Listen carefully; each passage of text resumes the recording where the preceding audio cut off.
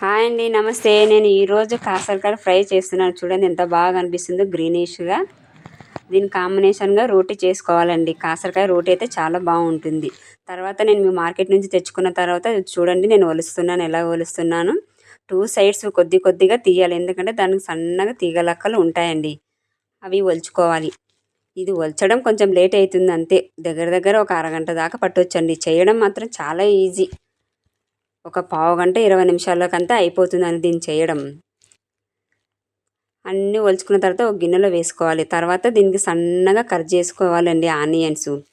ఒక medium size onions వేసుకోవచ్చు, లేదంటే కొంచెం ఎక్కువగానే వేసుకోవచ్చు, ఎందుకంటే దీంట్లో ఆనియన్సే టేస్ట్ దానికి.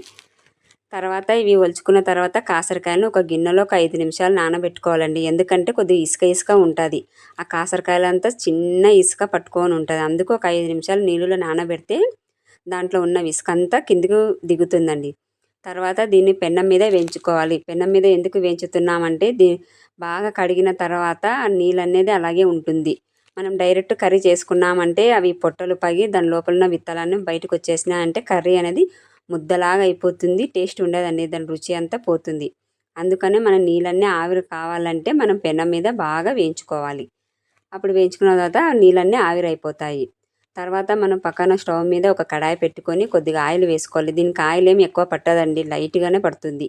తర్వాత మనం పోపు దినుసులు, కరివేపాకు, ఎండుమిరపకాయలు వేసుకొని కలుపుకున్న తర్వాత దాంట్లో ఆనియన్స్ సన్నగా కట్ చేసుకున్న ఆనియన్స్ వేయాలి. ఆనియన్స్ వేసుకున్న తర్వాత దాంట్లో తగినంత ఉప్పు, పసుపు వేసి బాగా కలుపుకోవాలండి.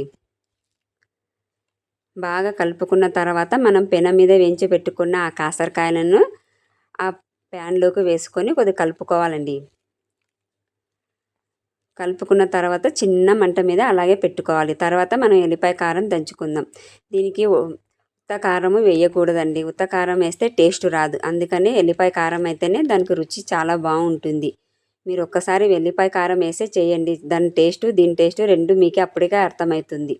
మన ఎల్లిపాయ కారం బాగా దంచుకున్న తర్వాత మనం ఆ కాకరకాయలకు వేసి బాగా కలుపుకోవాలి. ఎందుకంటే అది కొద్ది ముద్దగాలాగా ఉంటుంది కదా, ఎల్లిపాయ కారం బాగా కలపాలి, అంతా పట్టేంత వరకు బాగా కలుపుకోవాలి. బాగా కలుపుకున్న తర్వాత ఫైనల్గా ఒక 2 స్పూన్ల కొబ్బరి పొడి వేసి 5 నిమిషాలు అలాగే సన్న మంట మీద పెట్టుకుంటే మన కాకరకాయ ఫ్రై రెడీ.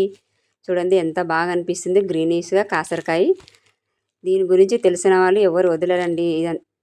అందుకు మాకైతే చాలా ఇష్టం, మా ఇంట్లో వాళ్ళకైతే అందరికి ఇష్టమేనండి. ఇది చేదు కూడా ఏమీ ఉండదు. డైటింగ్ చేసే వాళ్ళకి చాలా మంచిది. మీకు అందరికీ నచ్చినట్టయితే లైక్ చేయండి, షేర్ చేయండి, సబ్స్క్రైబ్ చేయండి.